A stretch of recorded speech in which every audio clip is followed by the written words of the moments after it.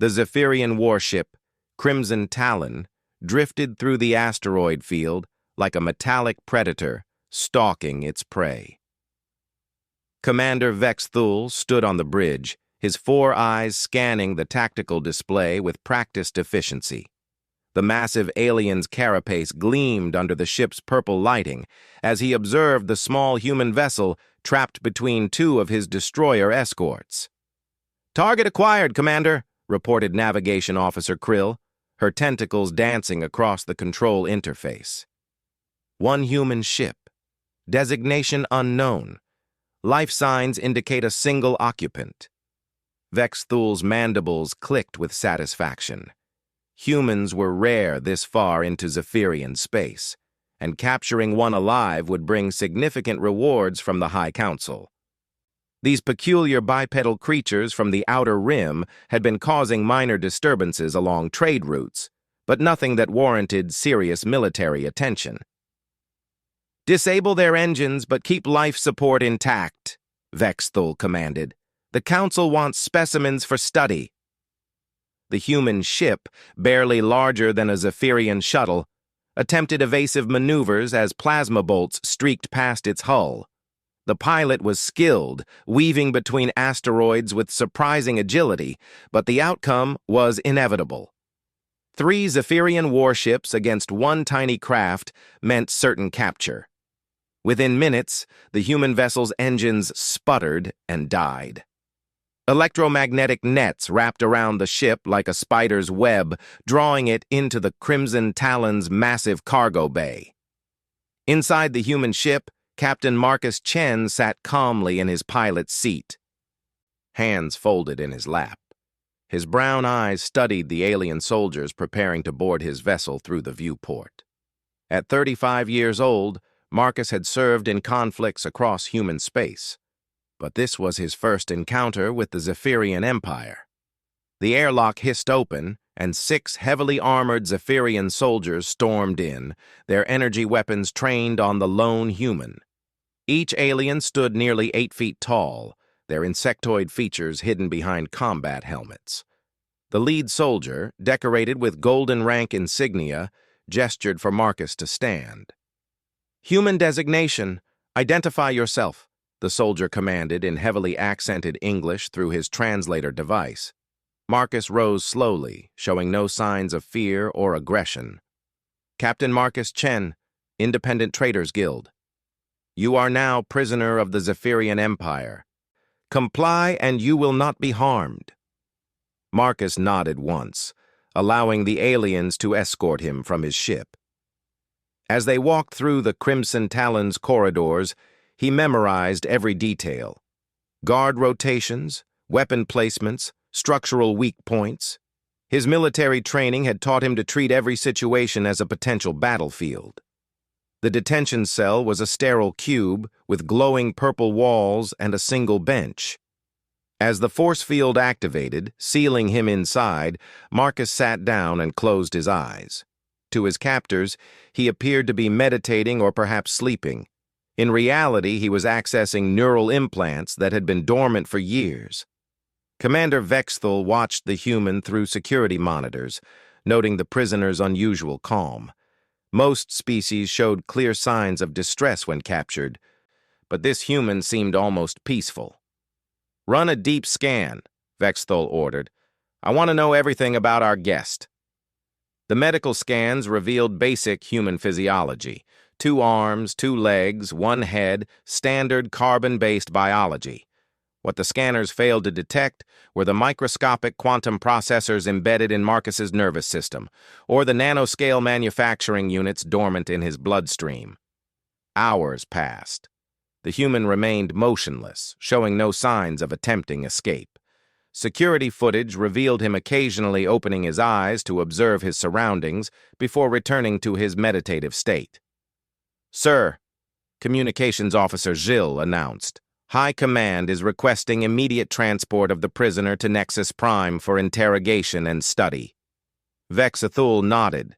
Nexus Prime was the Empire's capital world, home to billions of Zephyrians and the seat of their galactic government.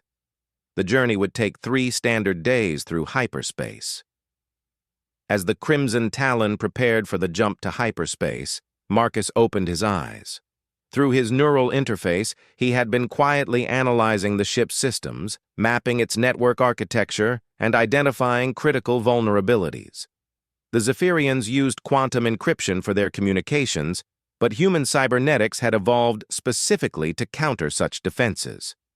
The ship lurched slightly as it entered hyperspace, and Marcus smiled for the first time since his capture. Phase 1 was complete.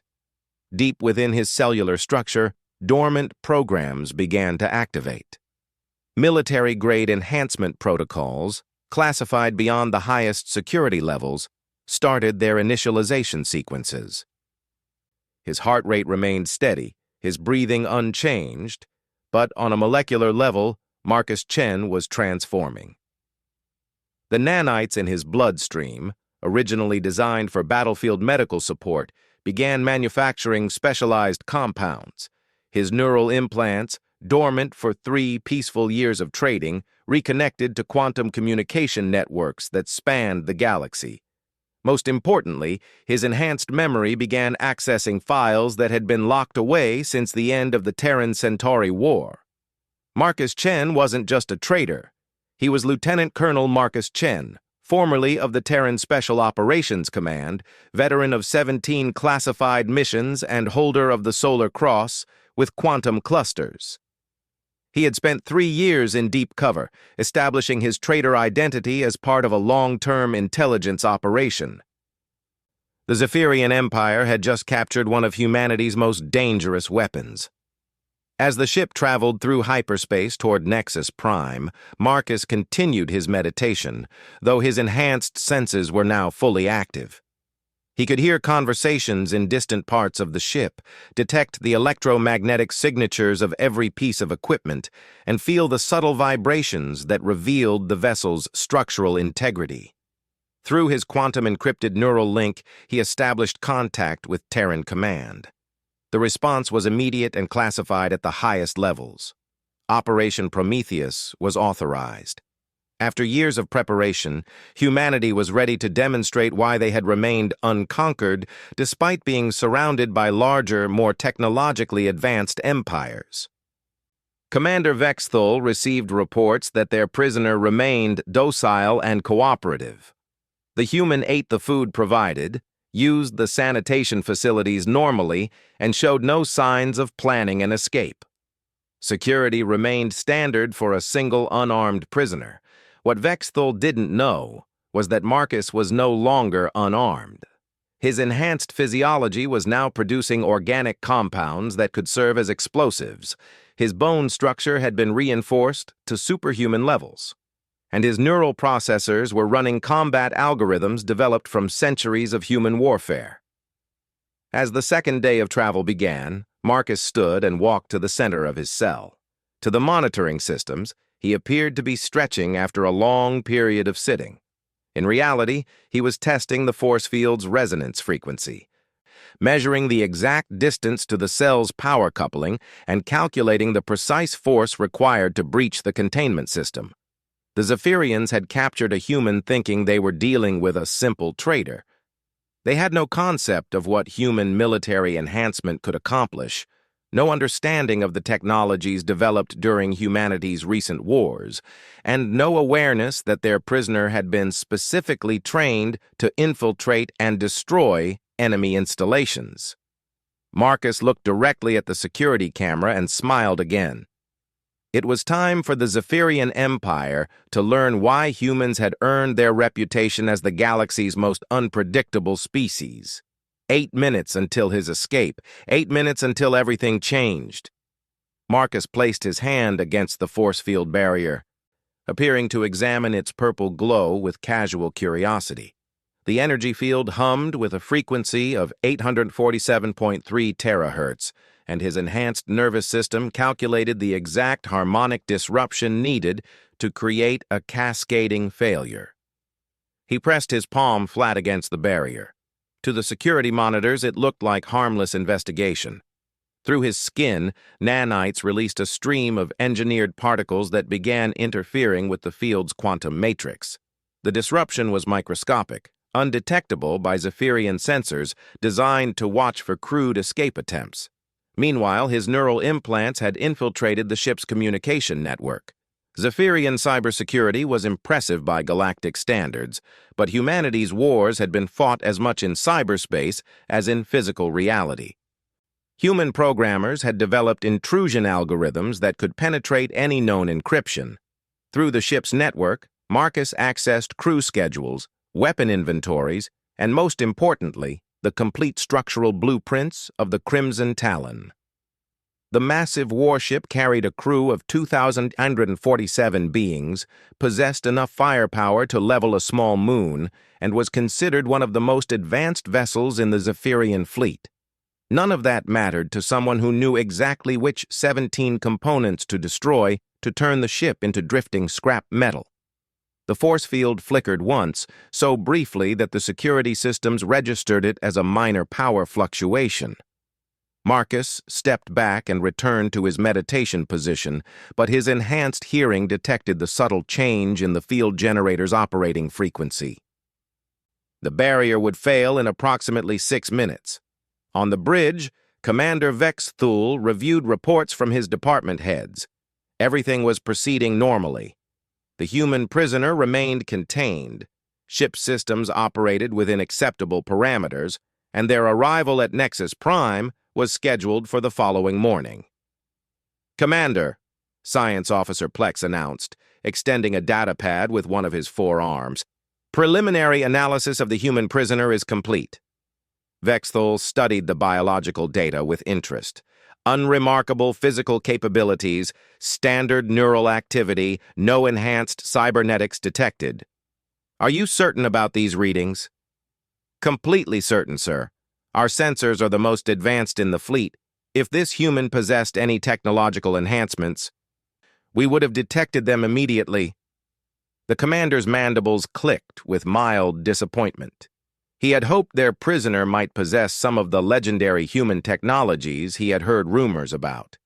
Instead, they had captured an ordinary traitor who would likely provide minimal intelligence value to the High Council.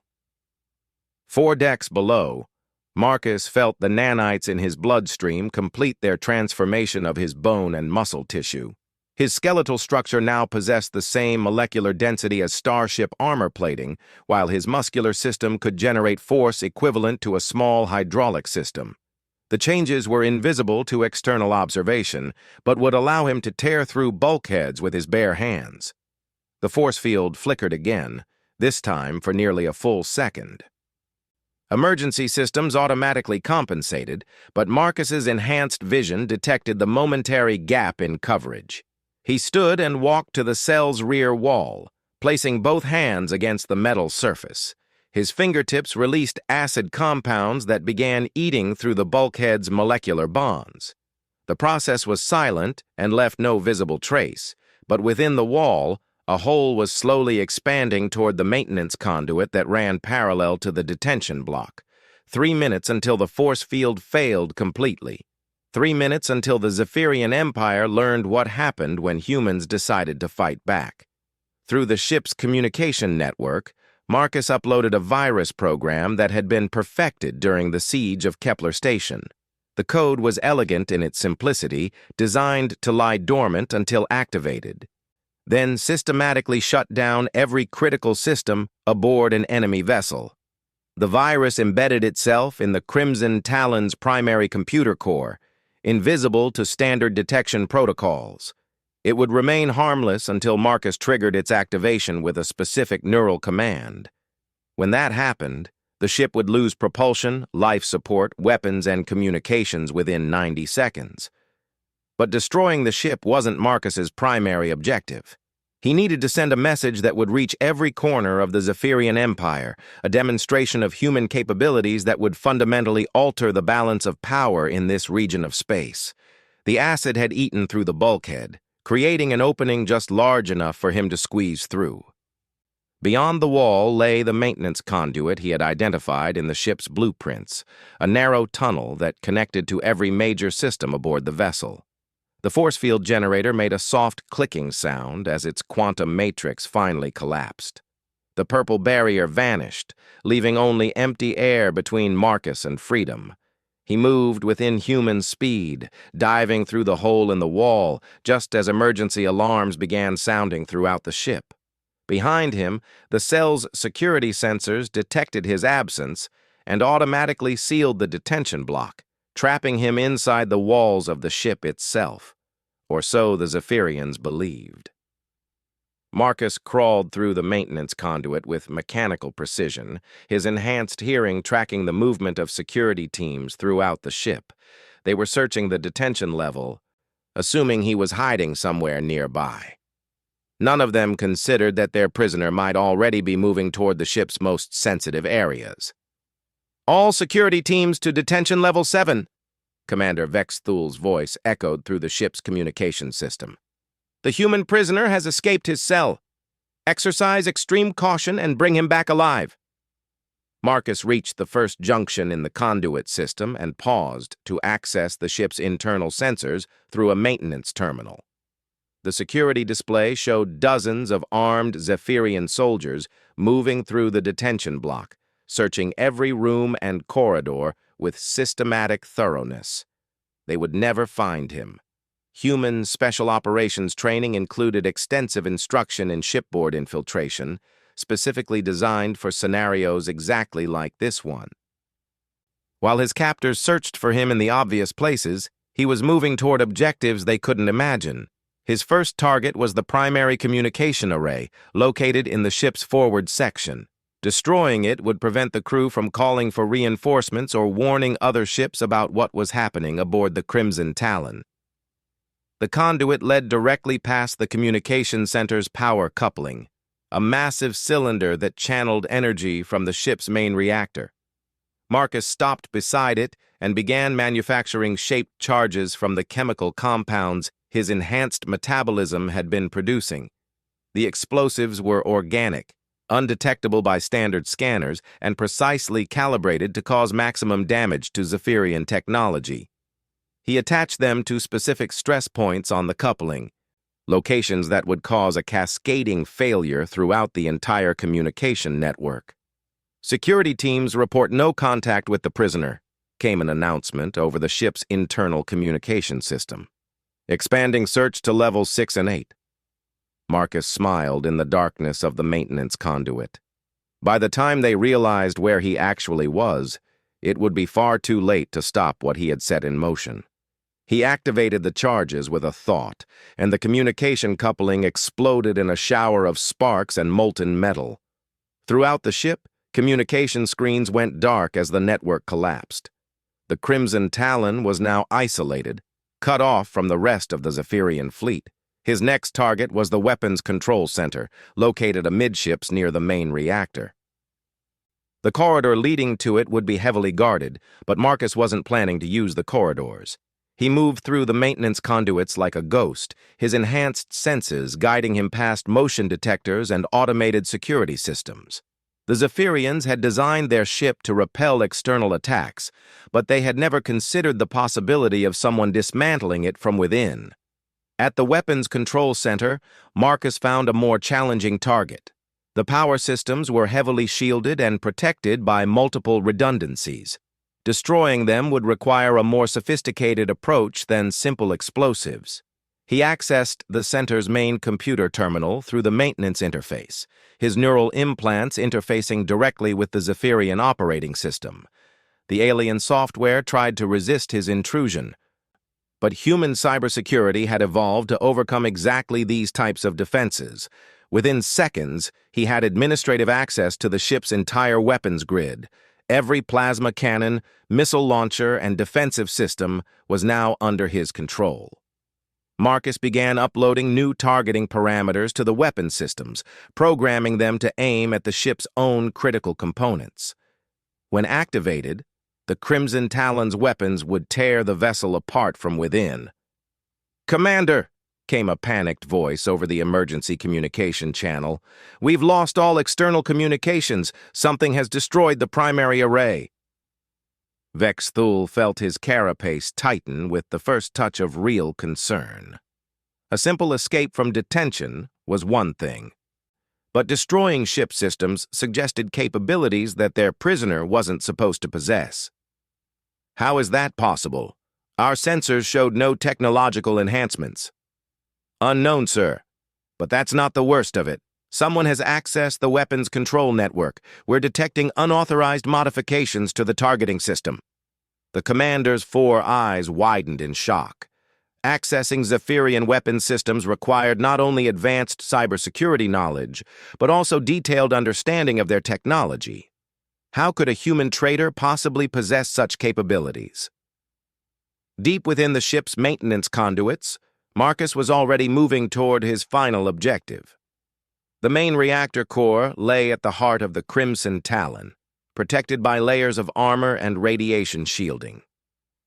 It was also the key to everything he planned to accomplish. He wasn't going to destroy the reactor. That would be wasteful, and humans had learned to be very efficient in their application of violence. Instead, he was going to reprogram it to serve his purposes. As he crawled through the final section of conduit leading to the reactor compartment, Marcus began composing a message that would be broadcast throughout Zephyrian space. It was time for the galaxy to learn that humanity was not the primitive species they had believed.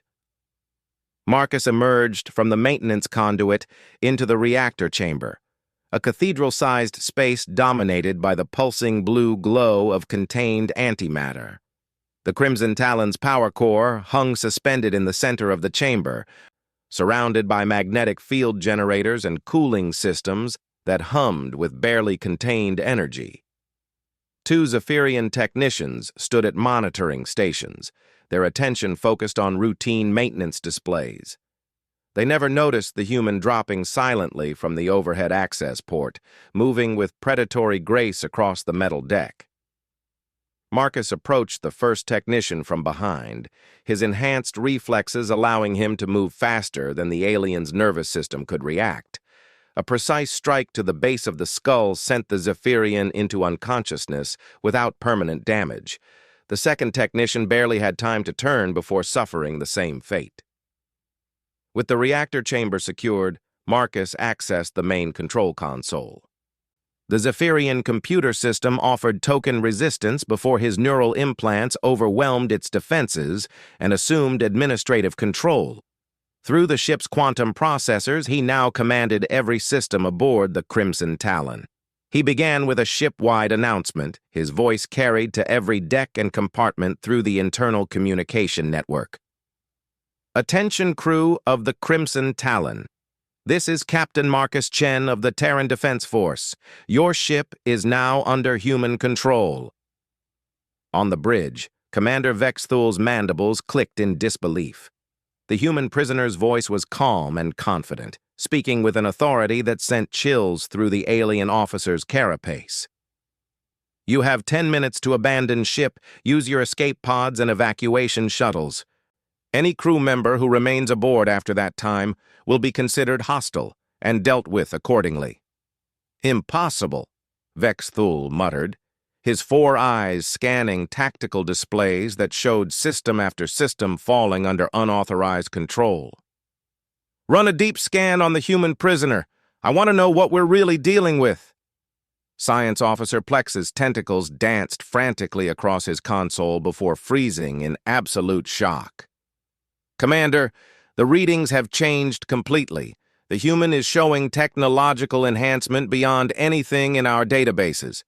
Cybernetic implants, genetic modifications, neural processors operating on quantum frequencies we didn't know were possible.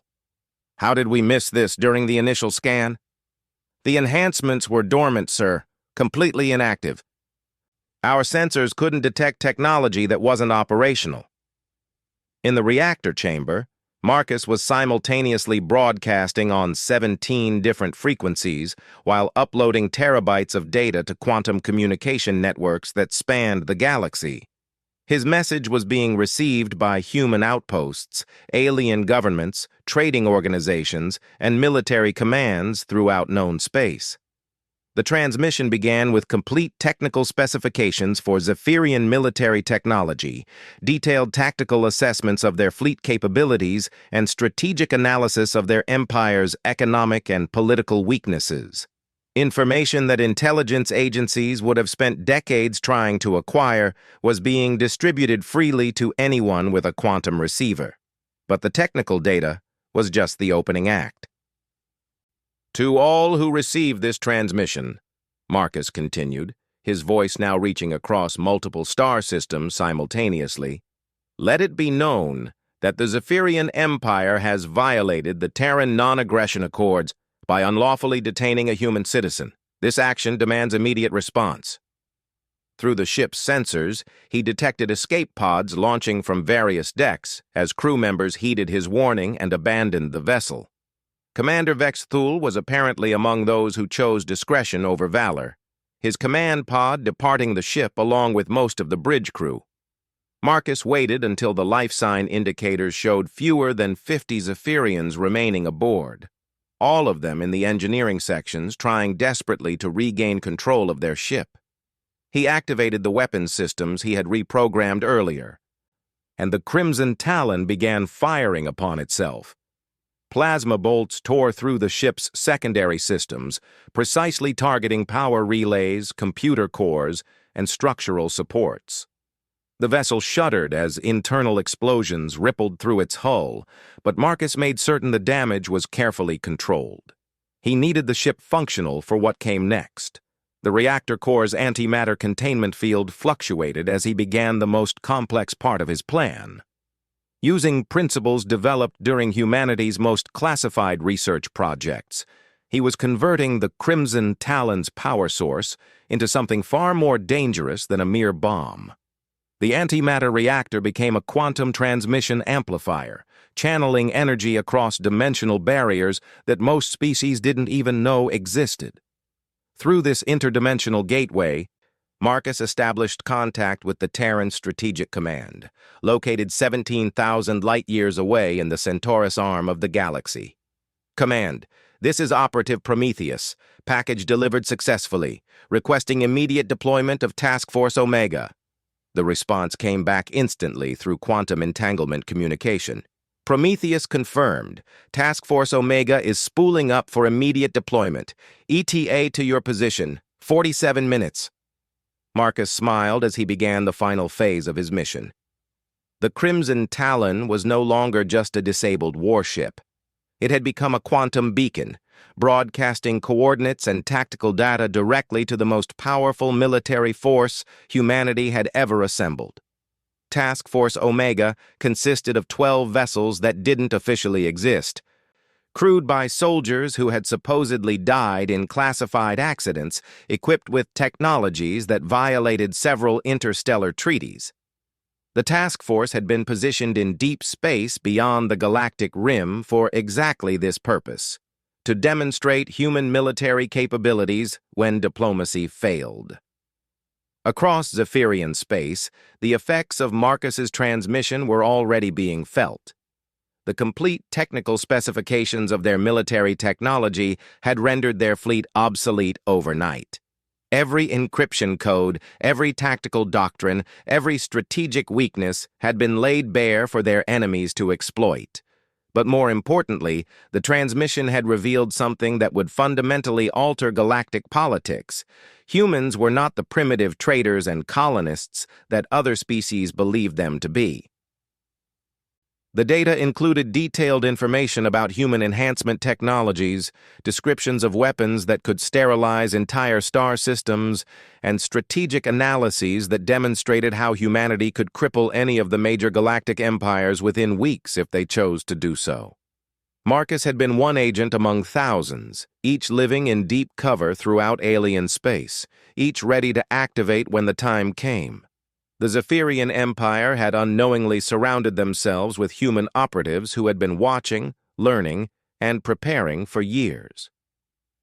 On Nexus Prime, the Zephyrian capital world, emergency sessions were being called in the High Council chambers. Military commanders who had dismissed humans as irrelevant were desperately trying to understand how their most advanced warship had been captured by a single prisoner. The answers terrified them. Humanity had fought a devastating war against the Centauri Federation just 15 years earlier. The conflict had ended with the complete destruction of Centauri Prime and the surrender of their surviving colonies. Other species had assumed the war was a struggle between equals, two young civilizations testing their strength against each other. They were wrong. The war had been a testing ground for human military technology, a laboratory for developing weapons and tactics that could be used against any potential threat. The Centauri Federation had been completely outmatched from the beginning, but humanity had prolonged the conflict deliberately, using it as training for their armed forces and as a demonstration to any species that might consider challenging them. Marcus watched through the ship's sensors as Task Force Omega emerged from hyperspace, 12 angular vessels that seemed to bend light around their hulls. The lead ship alone was 3 times larger than the Crimson Talon, and the weapon signatures it was broadcasting would have been sufficient to destroy an entire Zephyrian battle fleet. Task Force Omega to Operative Prometheus, came the transmission. We have you on sensors. Report your status. Mission accomplished, Admiral. The demonstration has been completed successfully. Understood. We're picking up significant military movement throughout Zephyrian space. Multiple fleets are converging on this position. Marcus checked the tactical displays and nodded with satisfaction. Exactly as predicted. The Zephyrian military was responding to the crisis with overwhelming force, assembling the largest battle fleet in their history to deal with what they perceived as a human invasion. They were about to learn why that was a terrible mistake. Admiral, you are authorized to proceed with Demonstration Protocol 7. Acknowledged, Prometheus. All ships, implement Protocol 7. Show them what happens when you threaten a human. The 12 ships of Task Force Omega spread out in perfect formation, their weapons systems powering up with energy signatures that made the Crimson Talon's arsenal look like toys. But they didn't fire on the approaching Zephyrian fleet. Instead, they targeted the star system's primary star. The weapons that struck the sun weren't designed to destroy it. That would have been wasteful and would have killed billions of innocent civilians on the system's inhabited worlds. Instead, the directed energy beams triggered a controlled solar flare, a massive eruption of plasma that would knock out every electronic system within 50 light years. Across the Zephyrian Empire, warships suddenly lost power. Communication networks went dark. Planetary defense systems shut down. For exactly 47 minutes, the most powerful military force in this region of the galaxy was completely helpless. During those 47 minutes, humanity demonstrated that they could have conquered the entire empire without firing a single shot at an inhabited world. When the electromagnetic pulse finally faded and Zephyrian systems came back online, they found a message waiting for them on every communication frequency. The Terran Federation values peace and cooperation among all species. However, any attempts to harm human citizens or infringe upon human interests will be met with appropriate responses. We trust this demonstration has been educational. The human prisoner you captured has been recovered safely. We suggest you review your policies regarding interaction with human vessels. Marcus stood in the Crimson Talon's reactor chamber, watching as Task Force Omega prepared to return to deep space. His mission was complete, but its effects would be felt for generations. The Zephyrian Empire would never again consider humans to be primitive or weak. More importantly, every other species in the galaxy would know that humanity possessed capabilities far beyond what they had previously imagined. As he prepared to transfer to the task force flagship, Marcus reflected on the irony of the situation. The Zephyrians had captured him hoping to learn about human technology and capabilities. They had certainly learned about both. 8 minutes after his escape from detention, Marcus had crushed their empire not through destruction, but through revelation. He had shown them exactly what humans were capable of when they chose to act. And he had made certain that every species in the galaxy understood one simple truth. Humans were not to be underestimated, threatened, or captured. Ever.